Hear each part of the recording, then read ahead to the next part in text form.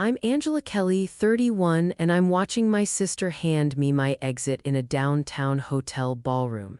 It's a carpeted ballroom under two bright lights, a rented stage, a projection screen looping a new logo. Brianna, my sister, leans into the mic, declares herself CEO, and nods to two security guards, event staff, to escort me. Glenn Porter, our CFO, claps too fast. Julia Hart, the board's counsel, watches with a lawyer's stillness. Ava Carter, the VP of logistics for our largest client, checks her phone. Owen Blake, the fleet lessor representative, sits near the aisle, unreadable. I don't resist. I smile. My phone screen lights as I send one pre-written text. The wall of dispatch monitors grays out in front of 200 people. I let their show play out for 3 breaths before I step forward.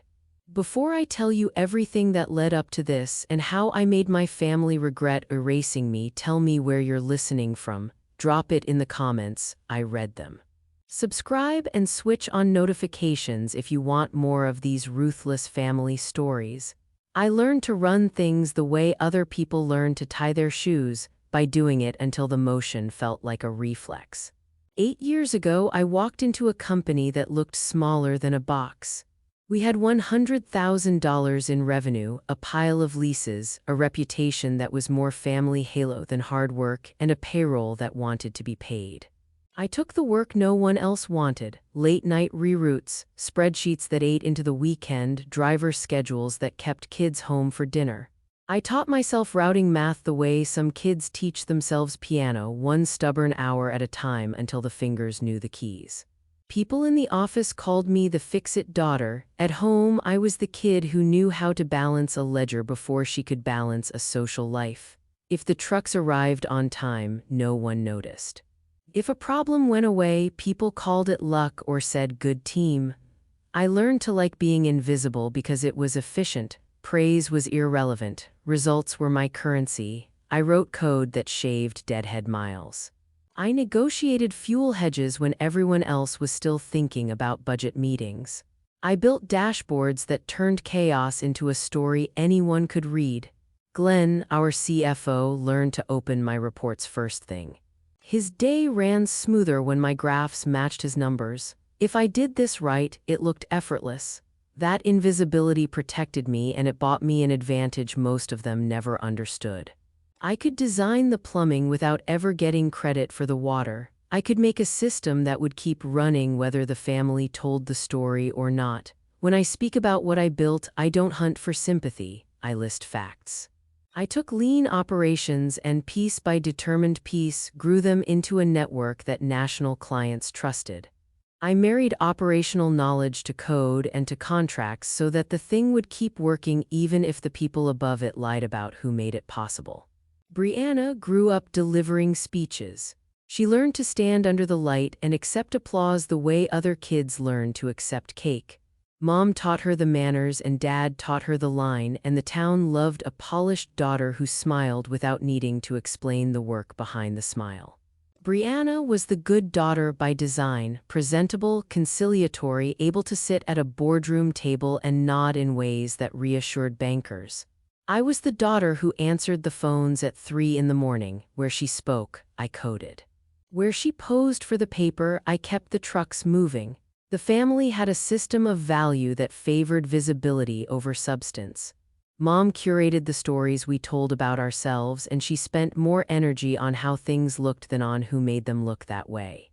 Dad liked headlines and optics. He wanted a face clients could point to when they needed reassurance.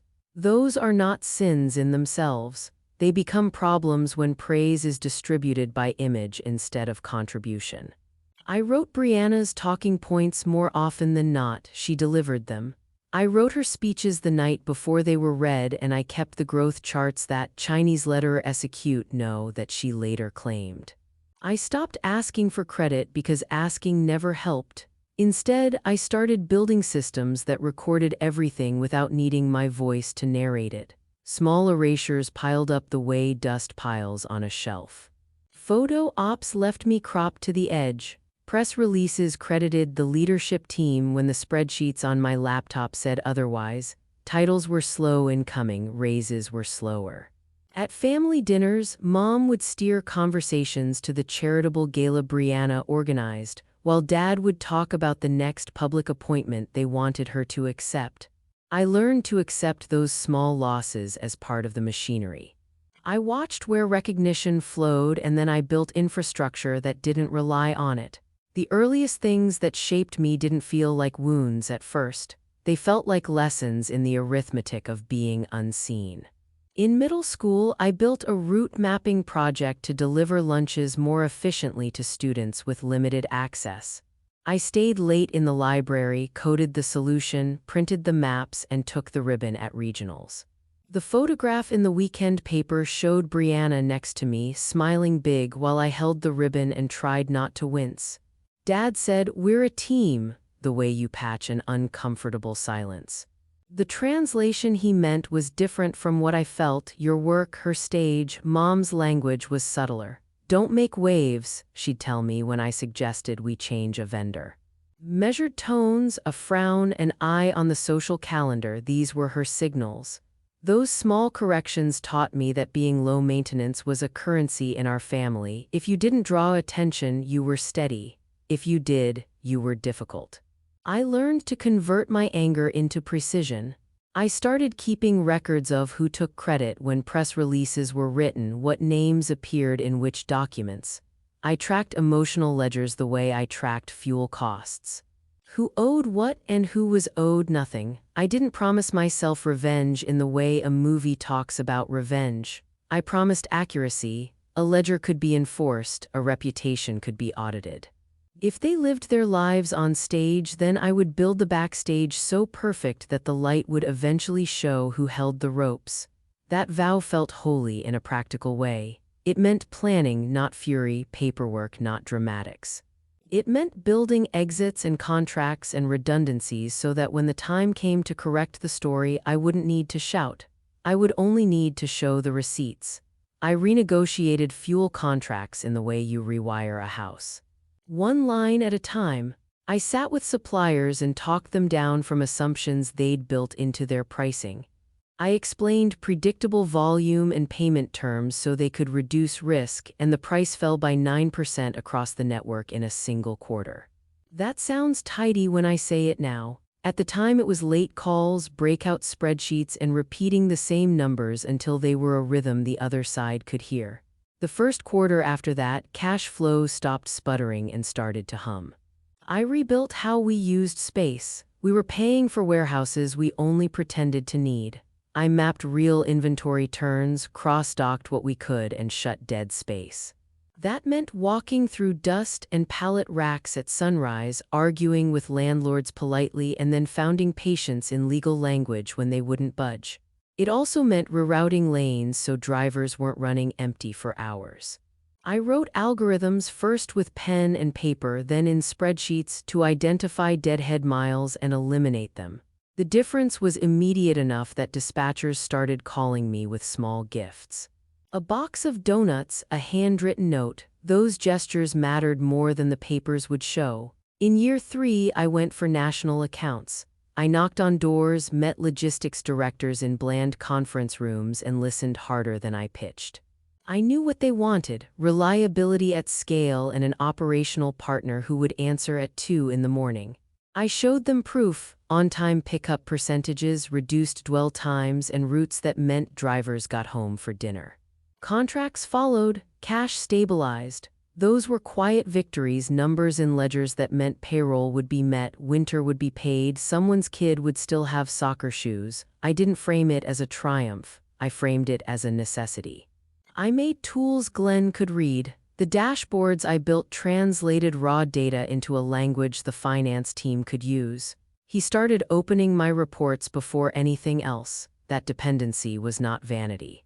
It was leverage I didn't need to announce. I trained dispatchers to trust the platform over gut instinct. Error rates dropped. Customer complaints shrank. When the board described a turnaround, they used the word team in public. In the quiet of my laptop, I kept a dated trail of fixes, code snippets, and call logs. I learned how to protect payroll first, reputation second, and myself third, always third, because if the company lived, the people I cared about survived. I built the routing engine on nights when the office air smelled of toner and cold pizza. Code felt like music after long runs, patterns emerging, problems resolving into simpler forms. I designed it in modular services so each piece could be separated, examined, and licensed if necessary. The model considered driver availability, legal hours of service requirements, fuel efficiency bans, and service level agreement penalties. I wanted it honest and tight, no extraneous features, just the things that guaranteed on-time delivery and driver safety. I wrote the core algorithms to prioritize runs by a mix of cost and human factors. It had to be efficient and humane. Drivers get the runs that fit legal limits and their home time. The engine scored route permutations against fuel burn models and compliance windows and then suggested the best 5. I then wrapped a clean licensing layer around the engine so it could talk to the transportation management system without handing over the whole thing. That wrapper was deliberate.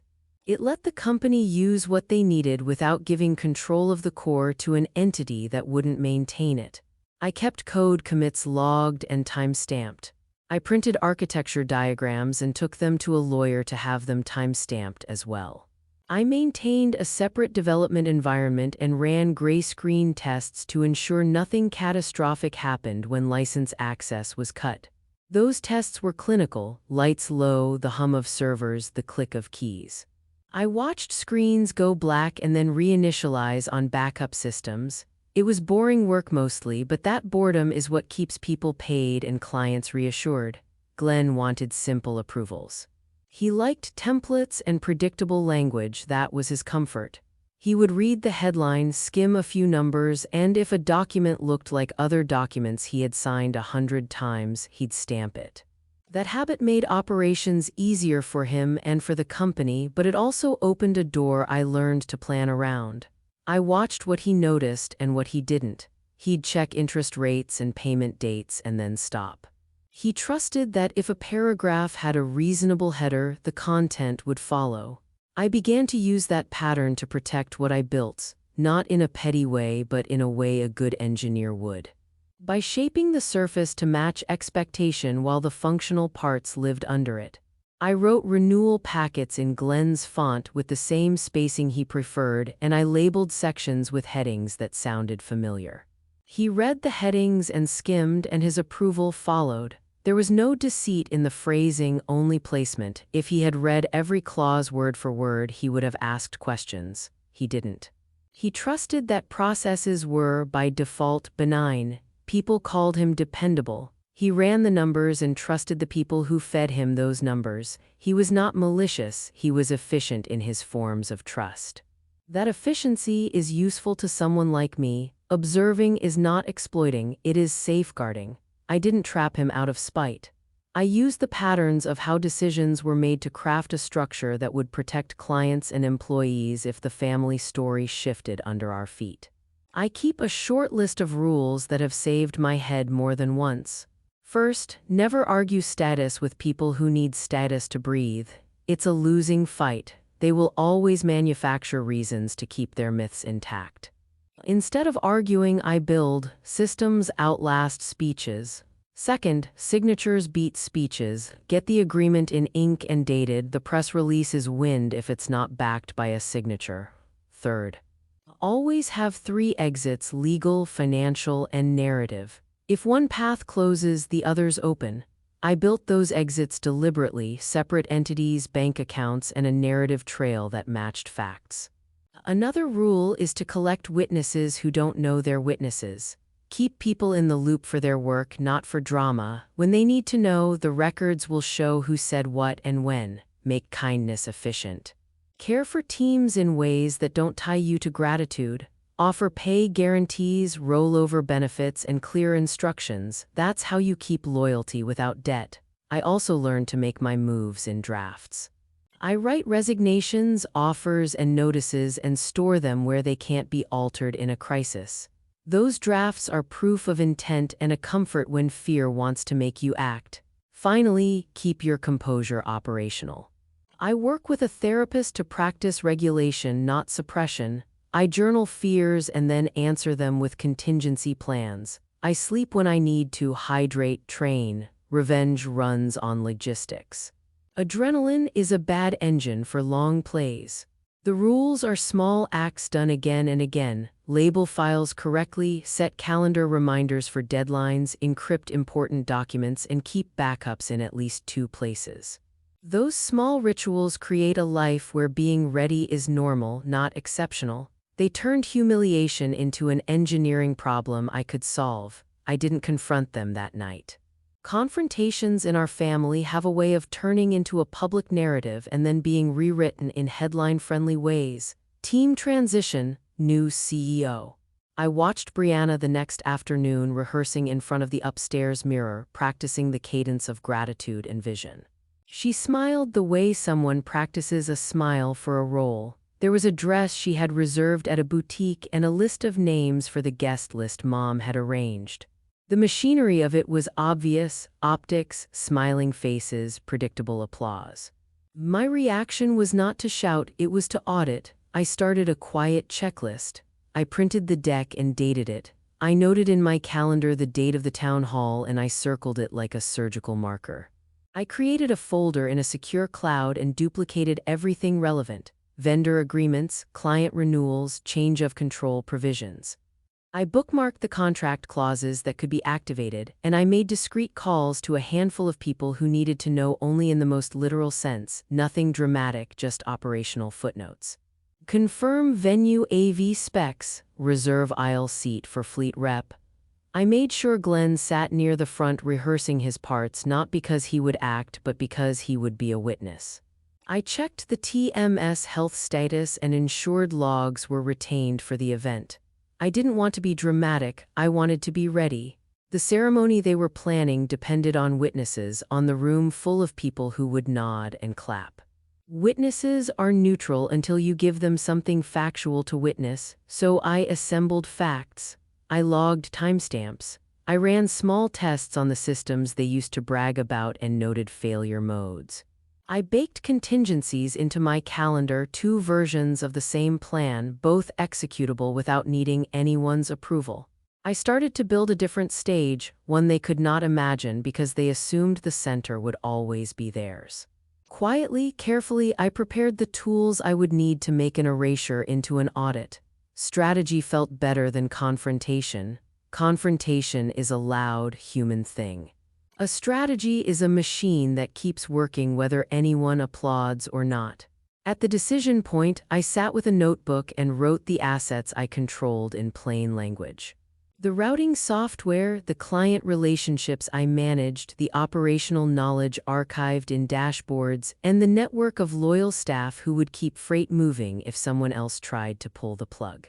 I listed their blind spots too: an obsession with optics, a board that relied on surface-level summaries, and a finance lead who preferred predictable templates over clause-by-clause scrutiny. Then I made objectives. Protect the people who depend on us, punish the narrative that erased my contribution, and seize control long enough to put governance in place that matched competence with credit. I sketched a plan that read like a Gantt chart in the margins of a paper. Incorporate a separate operating company, move intellectual property into a distinct legal vehicle, seed client renewals with continuity triggers, acquire the lender's line through an SPV, and stage a public trigger that would reveal these moves without risking service continuity. Each task had a deadline and a fallback. No single action would rely on chance. My rule was simple: don't let luck decide the outcome. If something required a handshake, I turned it into a signed document. If something required timing, I automated it and built redundancy. If someone couldn't be trusted to read a clause, I made sure the clause would self-execute under observable conditions. The objective wasn't vengeance so much as reallocation: shift the levers so power followed competence. Strategy felt methodical and cold in a way that matched the problem. Anger would have been a headline, a plan would be a ledger. So I set up a company in the quiet hours on a Sunday, a name that sounded like a logistics firm but gave nothing away. I filed articles of organization with the state under a registered agent that had no ties to the family firm. I opened a business account at a community bank that does not handle corporate transactions for our family firm. No familiar faces, no curious raised eyebrows. I funded it modestly with money that had been sitting in a brokerage account I controlled, enough to cover payroll for a transition team and to pay for initial incorporation and legal fees. I wanted the enterprise to feel real but small, a shadow with infrastructure. I built an email domain, set up secure mail servers, and built a client portal that mirrored the interface clients already used. The design choice was deliberate: reduce friction. When someone is already used to a layout, a migration feels like flipping a familiar switch. I reserved domain names, set up DNS records, configured DKIM and SPF so our emails wouldn't be rejected, and built sandbox environments to test migrations without touching live freight. I wrote offer letters for key staff, drafted non-compete carve-outs when necessary, and prepared a benefits rollover that matched, if not improved, what people had under the family firm. The letters sat unsigned in a secure folder, dated and ready. I registered PivotPath Logistics as a doing business as and set up basic HR processes through a third-party payroll provider. I lined up an off-site HR consultant to manage benefits transitions in a way that would seem customer service-oriented rather than dramatic. I kept recruiting conversations informal: coffee shops, blurred backgrounds on video calls, small touchpoints that would not set off alarms. I scheduled an initial onboarding checklist for the first day of transition and tested it with a friend from another company to make sure IDs, access, and benefits would not glitch. I wanted people to know that if they followed me, they would not lose a paycheck or a route. That practical assurance is what builds loyalty faster than speeches. Moving the software into an entity that I controlled felt like locking the front door and keeping the key. I set up an intellectual property holding LLC and worked with a small outside counsel to draft an assignment that respected both legal norms and practical boundaries. The idea was not to steal the company's system, but to create a licensing relationship with a continuity clause that protected operations if I was removed involuntarily. We framed the assignment as a professional arrangement. The engine would be owned by the IP LLC and licensed to the family firm for production use. The license included a continuity provision, operations liaison, an innocuous title that would not invite extra scrutiny. Under that license, I inserted terms that allowed usage audits, required heartbeat pings from the licensed system, and gave the licensor the ability to terminate access on pre-specified triggers. The kill switch wasn't a dramatic red button, it was a technical endpoint that would revoke keys and reroute traffic to our backup environment. I tested this in a development sandbox, watching logs as API tokens were revoked and systems fell back to standby servers. The grayscreen scenarios we practiced were slow and clinical: closing a session, observing how rings of dependent services failed or rerouted, and ensuring that client notifications could be sent without human intervention. I made sure the title of the critical clause sounded routine. If someone skimmed, they'd see continuity provision and move on. If they read, they'd find precise language. Termination triggered by removal of the head of operations without cause, automatic migration endpoints, and obligations for the licensor to assist with cutover.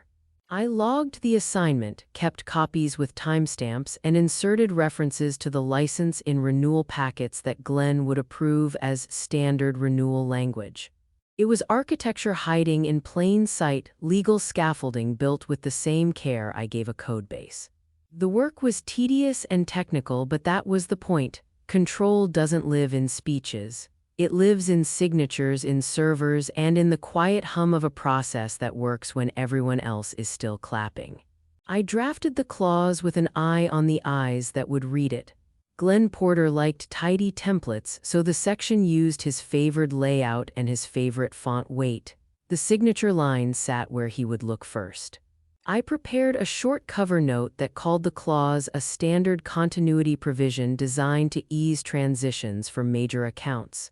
When Glenn skimmed, he saw the part that read like his usual approvals. He signed without pausing.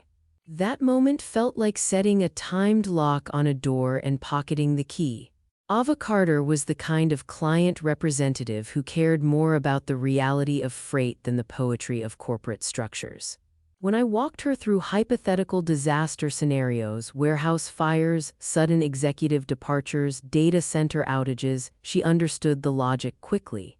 I showed her how a staged migration would maintain service levels and protect suppliers and drivers. She asked practical questions about onboarding times and driver reassignment. I answered in minutes and dates, not promises. She signed the renewal with the continuity language tucked in. Her signature meant the largest account recognized the plan as reasonable and perhaps inevitable. Under the hood, I built an automated sequence. On the technical side, API hooks would trigger the sending of migration notices when a specific event email arrived. The public leadership announcement. The notices were pre-written and tested. I ran dry runs in a sandbox environment, watching headers, DKIM records, and domain authentication to make sure nothing landed in spam. I verified that the client onboarding portal could accept a token-based account handover and that user credentials could be generated without manual approval. I tested the email deliverability at 3 in the morning to mimic worst-case timing. It all looked boring and methodical, which was exactly the point. I created migration packages, data exports, driver histories, contract summaries, so the handoff would look like competence, not chaos. The folder names were practical: Routes 101, driver profiles, client SLAs. I prepped QR codes that would take client reps straight to PivotPath onboarding pages, and I hid those links in plain sight on the slide deck I offered to the family firm for the town hall. The migration looked to everyone who clicked like a safe harbor. For me, it looked like a path that could be walked in a single day if needed. The clause had to feel like insurance. If they ever decided to trade the real work for a parade, insurance would be the language that moved the accounts without drama. Recruiting allies meant doing the honest, slow work of trust building. I met Sam Reed in a coffee shop that had a pleasant hum and sympathetic noise background chatter that made discreet conversation easier. Sam's hands were always tidy, nails short from working around a terminal. He is practical where I am schematic. I told him what might happen and what would not. No sudden layoffs, no half-baked promises, only a transition plan that protected pay and routes. He asked about health coverage and direct deposit, and I answered with dates and the names of the payroll provider. Those details matter more than speeches when someone's mortgage payment is at stake. We created a list of supervisors and dispatchers who cared more about drivers and schedules than titles. I knew names, nicknames, and who had young kids. We kept the conversations brief and centered on logistics. Would you sign into a different portal if it meant your route stayed the same? The answers were predictable and human. We built a staggered sequence of offer letters, all drafted and ready, waiting for e-signature windows to open. The letters doubled as practical promises: pay continuity, benefits rollover, and a point person for any issues. I didn't want blind loyalty. I wanted employees confident that following me meant no gap in their lives. We used a secure group chat for coordination with codenames for roles: driver A, dispatcher B, so no single message invited suspicion if screens were seen. I recorded standard operating procedures and created short video walkthroughs of the systems they would use on day one. Those videos were clean, no drama. Here's where you clock in, here's how to pull up your routes, here's the help desk number. I introduced an off-site HR consultant, Priya Shah, to manage benefits transitions quietly and properly. We tested enrollments and made sure COBRA and rollover mechanisms were in place for those who preferred to leave. I wanted the choice to be practical and dignified, not pressured. Sam organized a few trusted supervisors to sit in the back rows at the town hall, ready to take questions and to step out with teams as needed. We planned exits that were physical and procedural. Key people would move to an adjacent conference room where onboarding could begin immediately. The plan was simple: reduce downtime, reassure drivers, and make sure offers were concrete the minute fear threatened to spread. Recruiting allies was less about conspiracy and more about stewardship, protecting the people who actually moved freight. The special purpose vehicle I created to buy the company's senior line of credit was the part of the plan that felt most like holding a knife to the throat of an argument. I did not want drama, I wanted control. Through a broker who specializes in distressed assets, I purchased the line of credit at a negotiated discount. The bank wanted liquidity and a clean break on a chunk of exposure. I offered both. The deal closed quietly with wire transfers that looked routine to anyone glancing at the ledger. I used funds I had set aside years before, small investments that had grown, not a family account. No one at the family firm knew about the purchase until the contract was formally called. Once I held the note, I amended the loan documents in a way that was surgical and plain. I introduced a key person default provision that named my role head of operations as critical to the company's ongoing covenant. The clause said, simply, if the named individual were removed without cause, the lender could accelerate the loan. I didn't invent the mechanism. I used a documented banking tool and wrote the language so it tied directly to an involuntary removal. The amendment was filed and recorded. I filed UCC-1 financing statements listing my special purpose vehicle as the secured creditor on receivables and equipment where permitted. The filings were mundane legal forms, but together they made me the first lien holder on the company's breathing tube. I kept this part of the plan to myself and to a handful of professional advisors. It needed to be secret because its power was contingent on surprise and timing. The bank relationship manager, Victor Grant, would realize the transfer only when the filing hit his inbox or when process servers presented the acceleration notice. Julia Hart, the board counsel, was intentionally not told ahead of time. The fewer people who knew, the fewer the leaks. I engaged a separate law firm to handle the transaction and the filings so there would be no administrative trail back to the family's regular advisors. Process servers were staged nearby with simple instructions: deliver acceleration notices on cue. They had folders with plain copies of the amended note and the recording of the purchase. I rehearsed the moment the same way I had rehearsed cutovers and API tests, slowly, quietly, with people who knew only what they needed to know. Owning the debt didn't feel brutal, it felt like buying a veto right. If someone removed a critical operator, the company's lenders would demand immediate answers, and those answers would be my choice. To create the theater they wanted, I suggested the town hall as if it had been my idea to calm lenders. I wrote a lender-friendly optics memo and left it, accidentally on purpose, on Dad's desk. He liked the idea because it sounded like good publicity and because he could imagine the applause. I offered to produce a set of updated dashboards for the event to show growth in plain numbers, and I volunteered to bring a live feed of dispatch screens to reassure clients that operations were steady. The hotel ballroom, downtown and neutral, was perfect, accessible to clients, full of neutral seating and with an audio-visual rig that would show live systems with cinematic clarity. I coordinated the guest list with a light hand. I suggested inviting key clients like Ava Carter and the fleet lessor representative, Owen Blake, because their presence would reassure lenders. I made sure Glenn would have a front-row seat to present financials, and I nudged Julia to accept a reserved microphone for the legal announcement phase. I asked the event manager for an aisle seat for the fleet rep and a reserved spot for the bank manager. Those were small details, but stagecraft is small details. Who sits where, who has a clear sightline to the stage, which aisle affords a quick exit for process servers. I worked with the hotel's AV team under the pretense of ensuring visuals were correct. I was the one who suggested the live dispatch screen because it would demonstrate stability. I also tied that screen to the license server I controlled. No one would notice until it mattered.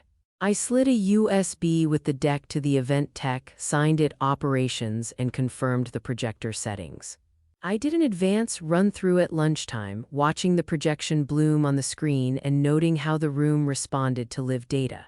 The hum of the projector, the faint chemical smell of the hotel's carpeting, and the way the lights washed the faces in the front row all felt like the Messiaen scene for a reveal. I arranged the room the way a pilot arranges a cockpit, everything where I could reach it when the time came. I synchronized clocks across services. The software license termination had to line up with the migration notices and the process server's walk-in. I set watches and phone alarms, then layered them with automated triggers. The termination text was the first domino, one short message to a specific endpoint that would revoke API keys. The migration emails followed 30 seconds later and included links that would pull in client data from our portal and offer immediate onboarding tokens. The acceleration notices would be handed to Dad and Brianna by process servers timed to enter the ballroom as the migration emails went out. I baked redundancy into each handoff, a secondary phone with a different carrier, an off-site colleague with a timed API call as a backup, and a physical folder of paper documents ready to be delivered if something digital hiccuped. I wrote internal FAQs that anticipated fear. Will I get paid? How do I clock in? Who answers payroll questions? Each FAQ had a simple answer and a contact. I included screenshots, links to the onboarding videos, and a hotline that routed to an HR consultant I retained. I wanted employees to see calm answers before panic could spread. For clients, I prepared an honest, short public statement for PivotPath. We would be factual, concise, and unadorned, no gloating, no pity-seeking. It explained the continuity plan, transition timelines, and contact points. Tone mattered. Factual calm would undercut any narrative that the move was revenge-driven. I timestamped every relevant file and shared them with a secure repository that recorded access logs. Copies went to a neutral escrow attorney who would attest to their integrity if anyone tried to play games. I ran through the timing at 2 in the morning with dummy data to make sure emails didn't land in spam and that API tokens invalidated and rerouted as expected. The tests were tedious and repetitive, but each successful run was a small, satisfying proof that the machinery would work when people were watching. I made a final checklist and crossed items off with a black pen until only the box for the day itself remained unchecked.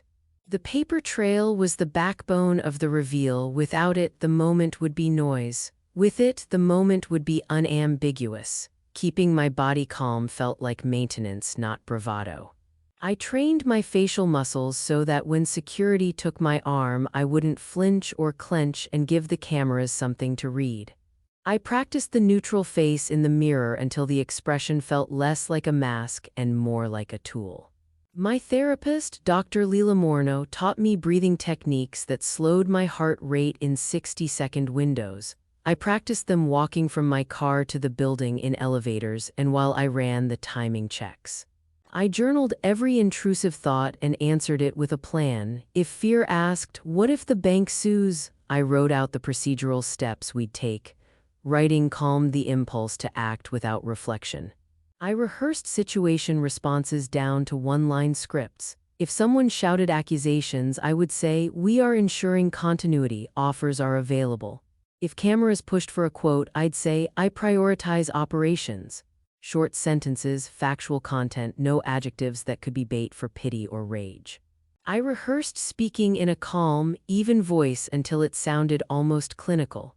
That discipline wasn't about suppressing emotion. It was about ensuring the moment served the plan rather than the plan serving a moment of anger. Sleep, hydration, movement, they were non-negotiable in my schedule. I turned down late-night meetings that weren't necessary, and I sketched out a modest workout routine the week of the event to keep my nervous energy steady. On the day, I ate a simple breakfast: eggs, toast, coffee in a thermos. I had a small bottle of water at my side during rehearsals and a protein bar in my bag. These were small acts that kept me operational. I didn't want to depend on adrenaline. Adrenaline makes for dramatic scenes. It is a poor engine for a plan that required timing, signatures, and the ability to answer questions without shouting. I also set a personal rule. No insults, no raised voice, no improvisation beyond the plan. If something unexpected happened, I'd pause, confirm the objective, and then act. I practiced this in micro drills. A friend would yell a curveball and I would answer with the scripted line. The exercises felt silly at first, but by day 3 they settled into my muscles. I could feel my shoulders drop in real time when I used the breathing pattern. I reminded myself that the revenge I had planned was not theater, it was a correction. Correction requires calm because it has to be exact. The final rehearsals were obsessively detailed. I carried a second phone with an eSIM loaded with the kill text queued and a contacts list that mirrored my main device. If my primary failed or was confiscated, the backup would send the same signal. An off-site colleague had a scheduled API call keyed to the same event as an extra layer of redundancy. If both phones failed, the server call would still execute. Process servers were briefed with scripts about where to stand, how to move through the room, and what to say when handed a copy. They were professionals. Their presence in dress shirts contrasted with the suits in the room and, I hoped, would make the scene look procedural rather than personal. Owen Blake, the fleet lessor rep, was told to expect a possible change of control notice that day. His role would be to confirm lease transfer authority if asked. I kept him vague on details but clear on mechanism. If triggered, he would verify the change. Sam Reed and other supervisors were positioned in the back rows with discreet notes. When I nodded, move key people to the adjacent conference room for onboarding. I ran the plan with them twice, timing exits, testing Wi-Fi, confirming badge access. I rehearsed the timing for entering the ballroom and being escorted. I practiced stepping away from the podium so cameras could have a clean shot.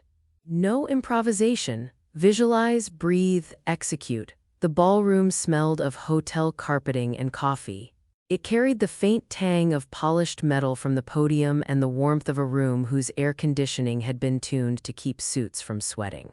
A step-and-repeat banner with the new logo hung behind the stage, glossy and perfect in the two bright lights.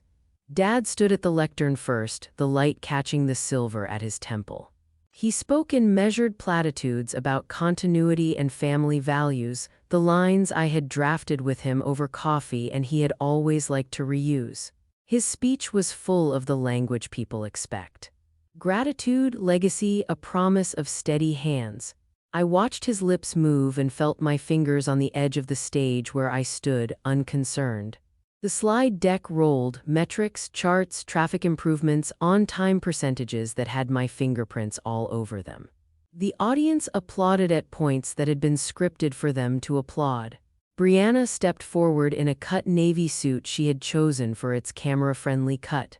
She spoke with the practiced cadence of someone who had rehearsed how to sound humble while accepting praise.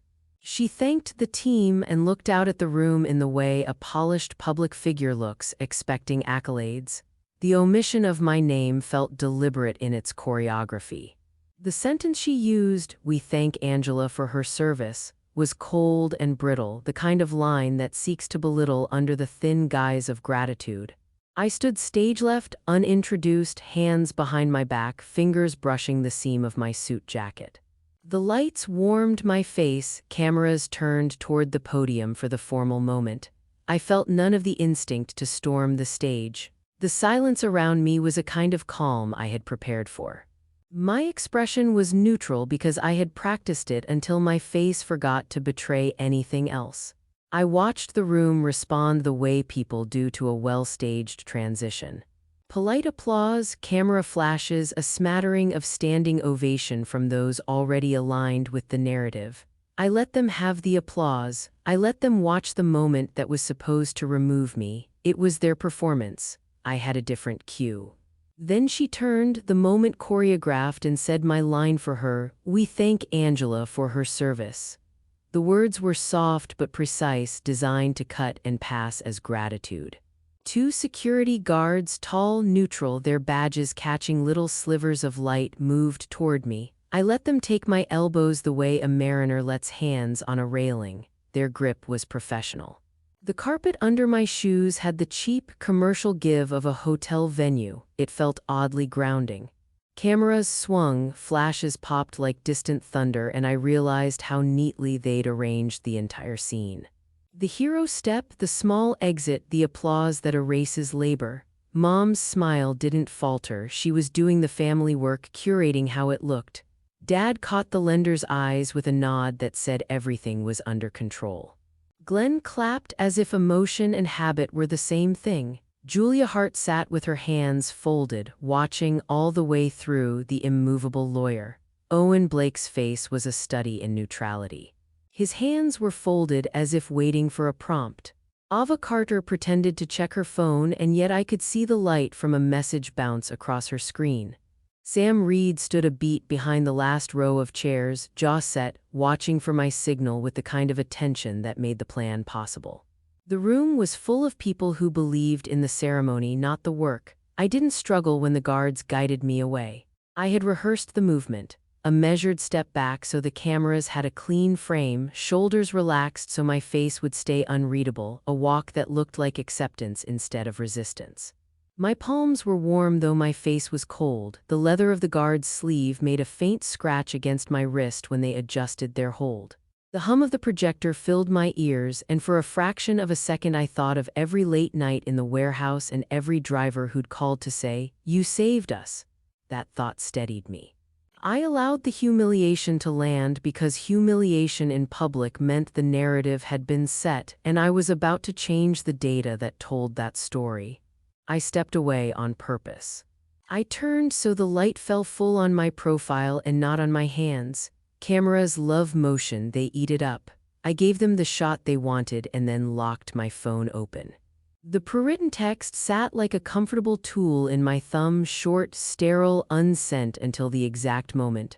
I breathed in, felt the hotel air, and counted 3 slow exhalations. My finger hovered. The text wasn't a flourish. It was the first mechanical act in a string of precise events I had timed to the second. Sending it would not feel like triumph, it would feel like turning a key. I tapped send.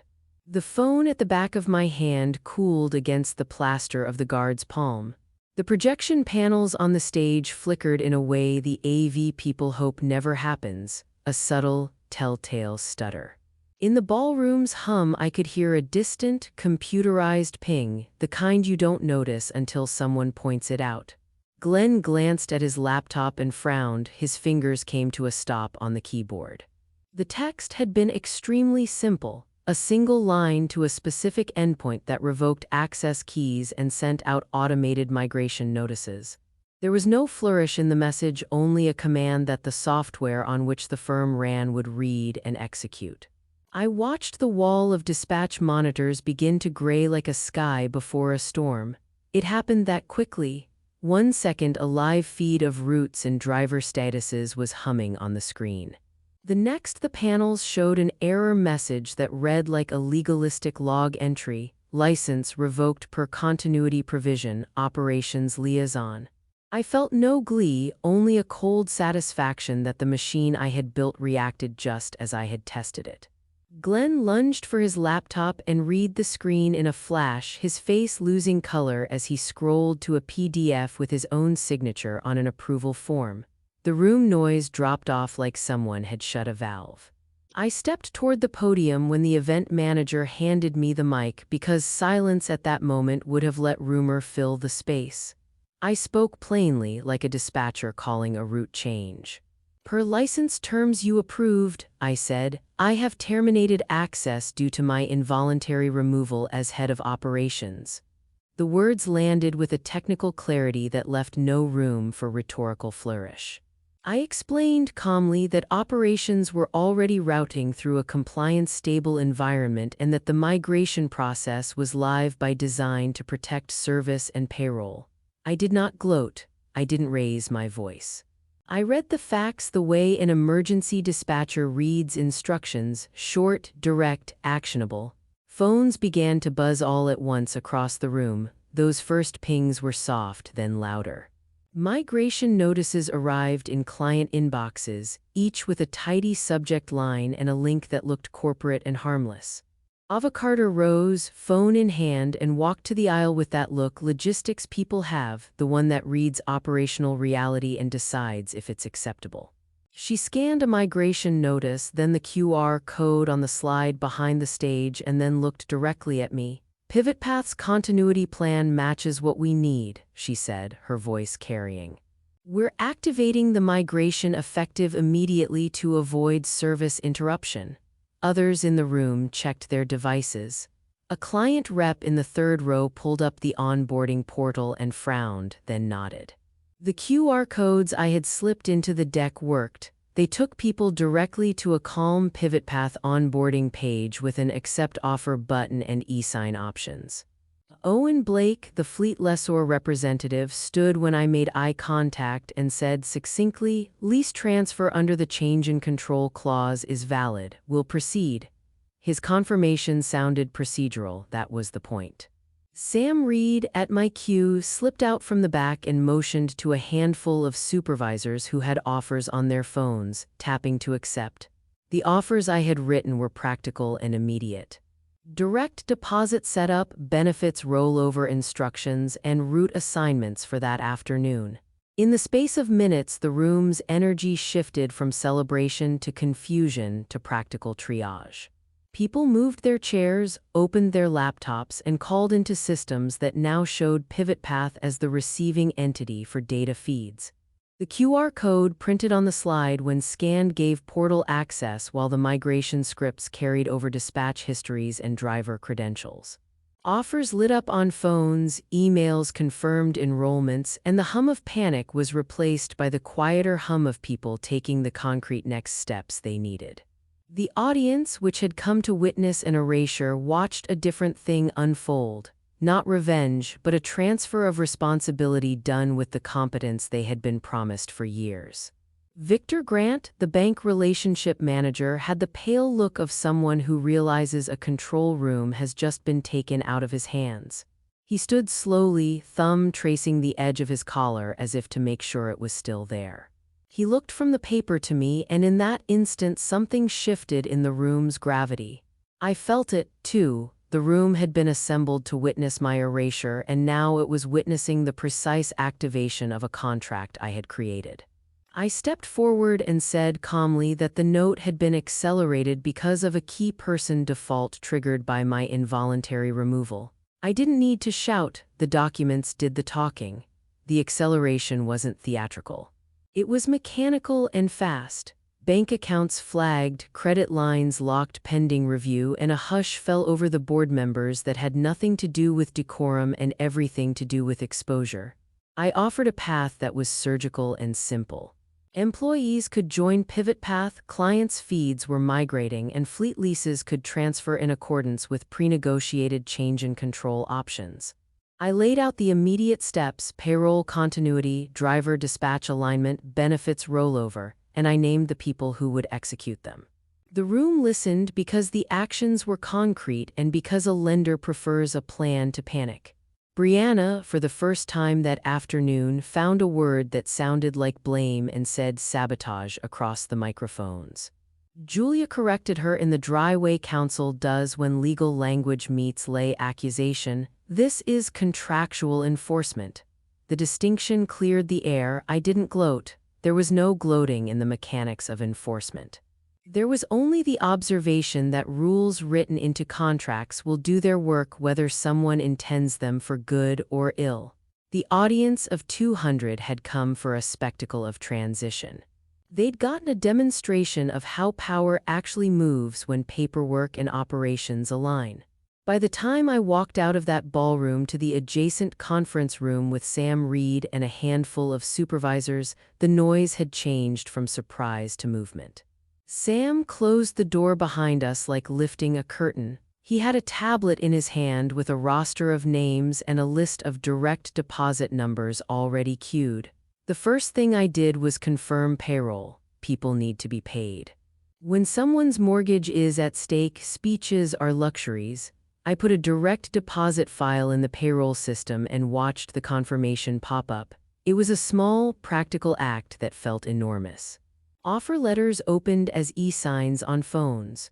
Supervisors scanned them and signed in quiet, breathless relief. Benefits rollover pages loaded without error. Priya Shah, the HR consultant, answered questions about coverage and out-of-pocket maximums with the tone of someone who had done this before. Drivers had route assignments within the hour. I watched a woman in the group, a dispatcher named Leela, pull up her assignment and release a breath she hadn't known she'd been holding. Her hands trembled for a moment, then steadied as she started to tap through the app. That was the work I kept in my head when the cameras were on, people who needed continuity more than they needed heroics. It cut over went cleaner than I dared hope. The portal tokens granted access, driver credentials fed over securely, GPS pings started reporting to PivotPath's dashboard.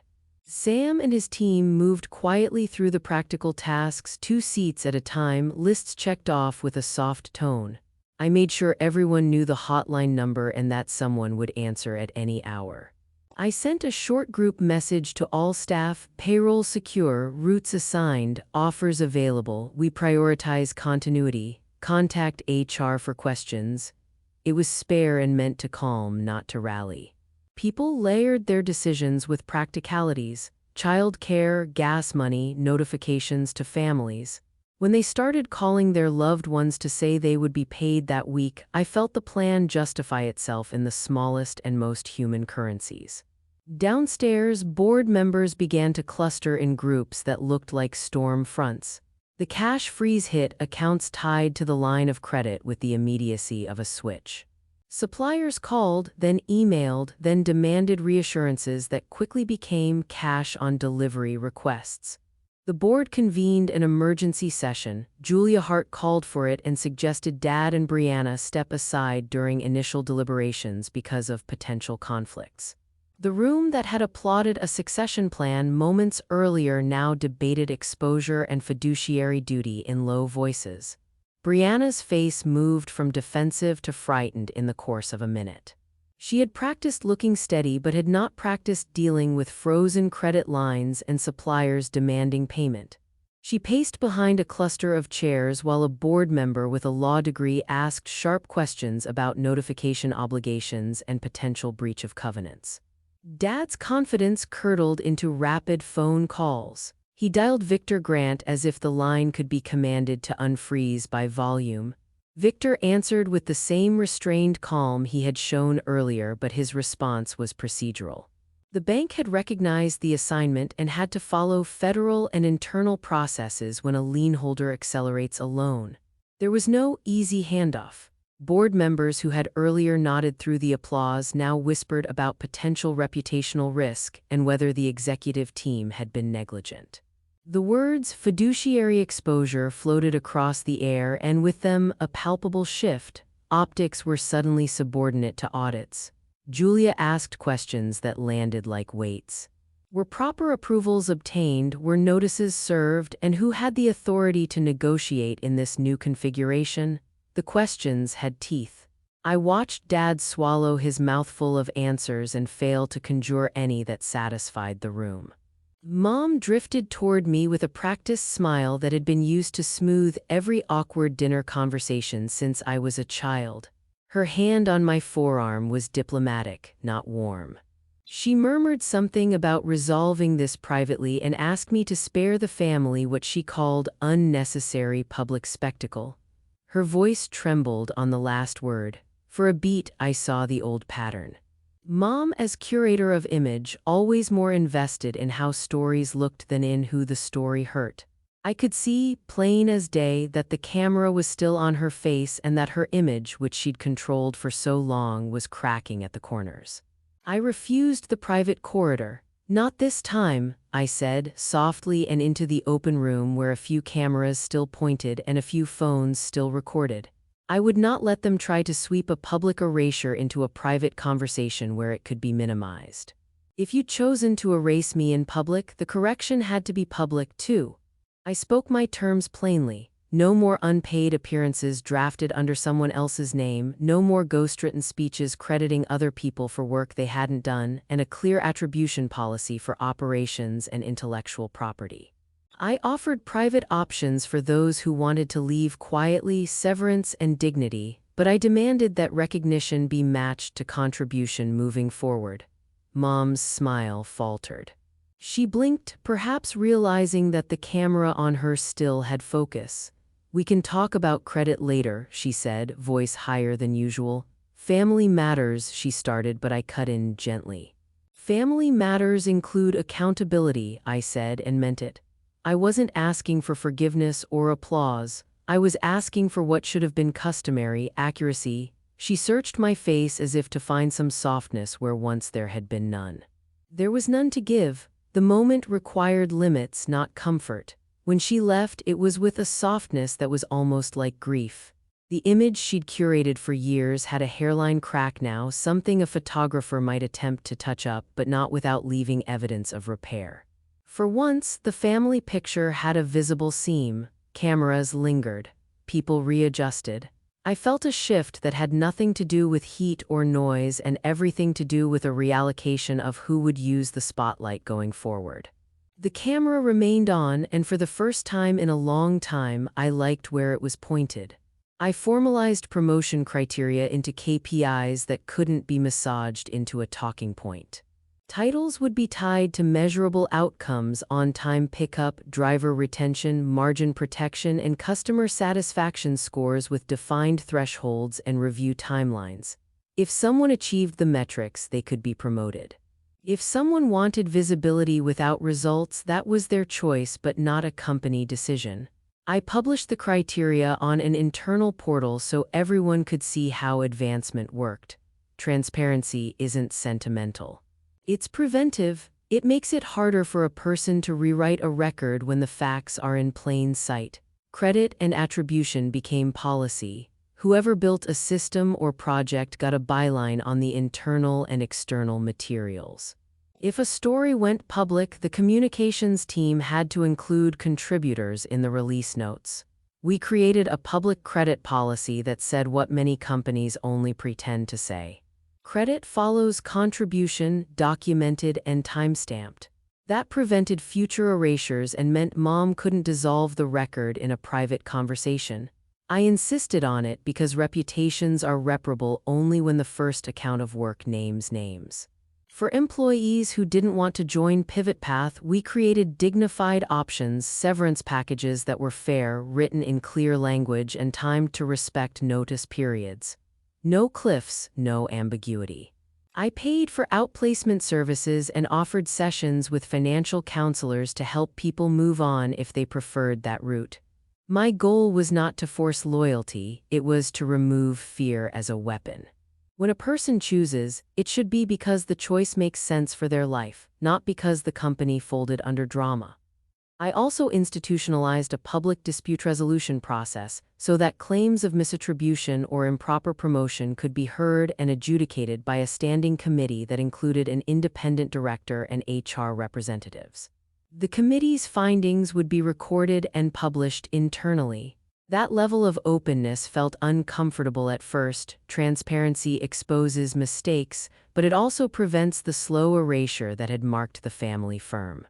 Mistakes can be fixed. Disappearances cannot be retroactively documented once trust has been lost. Finally, I set practical operational rules: IT access controls with dual approvals, contract sign-off matrices that required 2 countersignatures for major changes, and a quarterly audit of any external communications to ensure contributions were correctly credited. These rules were not punitive, they were administrative hygiene. They make it harder for someone to stage a coronation and pretend no one worked the engine. The family photograph might have had its seams, but the ledger would stay intact. I let it happen in public because private concessions are invisible and therefore meaningless when the pattern is deliberate. If they had removed me behind closed doors and then issued a press release about leadership transitions, the narrative would have been rewritten into something palatable and uncontested. The problem with family myths is that they rely on people believing the first version of events. Witnesses reset that advantage. A public correction forces accountability because it can be cross-checked by clients, by lenders, by the employees whose paychecks depend on operations. Witnesses make stories harder to erase. I needed neutral people in that ballroom, clients, lenders, and vendors, so the moment could be audited in real time. I didn't want an echo chamber of family excuses. I wanted receipts. When you open a room to people who have no personal stake in the family's internal mythology, you turn a theatrical erasure into an evidentiary event. They saw the monitors gray out, they read the migration notices. They watched the process server's hand over the acceleration packet. Those are facts stamped in front of people who can testify to them later. Public action also protected employees. If I tried to correct this privately, a deal could be struck in hushed rooms and the offers could be retracted later. In public, the commitments were visible and immediate. Emails arrived, offers opened, payroll entries posted, actions that are harder to reverse without obvious breach. I didn't want sympathy, I wanted continuity. People who rely on paychecks need facts more than they need feelings. The public fix gave them the facts they could act on right away. And finally, I wanted the narrative to reflect competence, not melodrama. A private confrontation would have become a soap opera in small circles. A calculated, public correction made the story comprehensible for the people who matter. Clients, drivers, and staff, it mapped consequences to choices. It didn't need drama, it needed clarity. Power now looks like decisions executed through documents and systems, not applause. I learned that titles are vanity if they aren't backed by authority embedded in contracts, signatures, and processes. My control rests in where the keys are kept, the servers, the license agreements, the line of credit filings, not in a plaque on a wall. That reality is less glamorous than a ribbon cutting, but it's also sturdier. It resists revisionism because it exists in places a press release cannot touch. I will make sure that credit is not a favor but a principle. Anyone who helps build something on my team will get that recognition automatically. Visibility becomes a currency I distribute deliberately. I won't let family narratives override the ledger. If someone wants recognition, they will earn it by measurable contribution, not by being amiable at dinners where mom directs the lighting. I won't forget the small humiliations either. They taught me what to guard against and how people use optics like currency. I won't train anyone to erase me. I won't accept ghostwritten speeches that hide contributors. I will document, timestamp, and publish. When the optics try to swallow substance again, I'll have systems that don't care who stands in the frame. The memory of being told to step aside will be a reminder to harden the boundaries we put around truth. I will keep the engine clean, code well documented, contracts explicit, and culture oriented toward facts. The business will be less theatrical and more forensic. That is a design choice, less applause, more sustainment. I don't crave public vengeance. I want a company that can withstand the theatrics of succession and still deliver on promises to people who work for a living. If this resonated, tell me where you're listening from and share your story in the comments. Subscribe and turn on notifications. There are more family revenge stories where the receipts are public and the timing is perfect.